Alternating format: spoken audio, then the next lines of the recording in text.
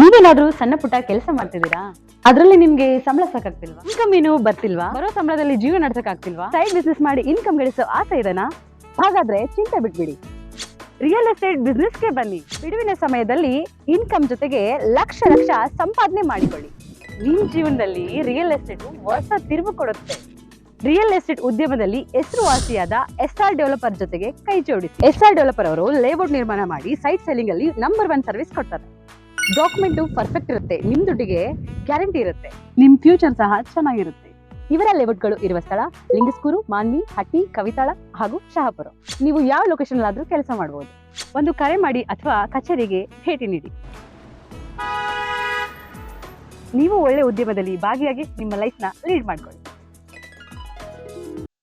ತಾಲೂಕಿನ ದೋತರಬಂಡಿ ಗ್ರಾಮದ ಹತ್ತಿರ ಇರುವ ದೋತರಬಂಡಿ ಹಳ್ಳದ ಸೇತುವೆ ಶಿಥಿಲವಾಗಿರುವುದನ್ನು ಸೋಮವಾರ ರಾಜ್ಯ ಸಣ್ಣ ನೀರಾವರಿ ಹಾಗೂ ವಿಜ್ಞಾನ ತಂತ್ರಜ್ಞಾನ ಸಚಿವರಾದ NS ಬೋಸರಾಜು ಪರಿಶೀಲಿಸಿ ಮಾತನಾಡಿದರು.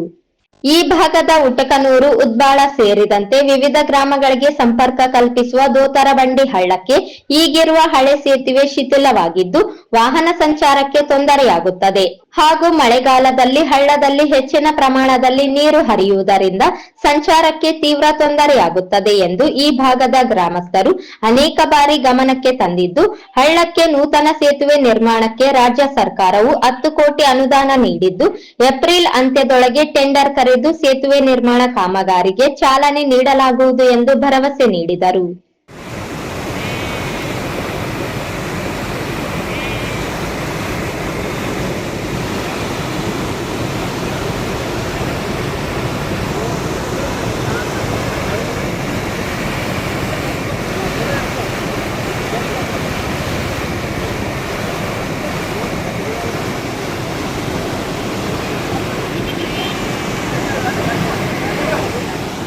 ಈ ಸಂದರ್ಭದಲ್ಲಿ ಗ್ರಾಮದ ಮುಖಂಡರಾದ ದೊಡ್ಡಬಸಪ್ಪ ಗೌಡ, ಕಿರಿಲಿಂಗಪ್ಪ ಕವಿತಾಳ್, ರಾಮಚಂದ್ರಪ್ಪ, ವೀರೇಶಪ್ಪ ಉದ್ಬಾಳ್, ಶಿವಕುಮಾರ್, ಜಿ ಶಿವಮೂರ್ತಿ, ರುದ್ರಪ್ಪ ಅಂಗಡಿ, ಬಸವರಾಜ್ ಪಾಟೀಲ್ ಸೇರಿದಂತೆ ಇನ್ನಿತರರು ಇದ್ದರು.